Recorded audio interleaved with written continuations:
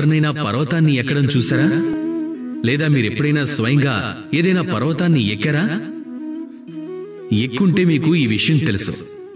మీరు ఎప్పుడైనా శిఖరం పైకి ఎక్కాలనుకుంటే మనం తలొంచుకొని ముందుకు సాగాల్సి ఉంటుంది. అప్పుడే మనం ఆ పర్వతాన్ని ఎక్కగలుగుతాం. కాని కిందికి తిరిగి దిగబోతున్న వ్యక్తి తను తలంచుకొని నడవడు. తను నిటారుగా నిలువుగా కిందకి దిగుతాడు. ఇదే సమతుల్యత ఆట. ఈ సృష్టిలోని అతిపెద్ద సారం ఇందులోనే దాక్కునుంది. ఒకవేళ మీరు కూడా మీ జీవితంలో పైకెదగాలనుకుంటే, శిఖరం పైకి చేరుకోవాలనుకుంటే మీరు తలంచుకొని వినయంతో ముందుకు సాగాల్సి ఉంటుంది.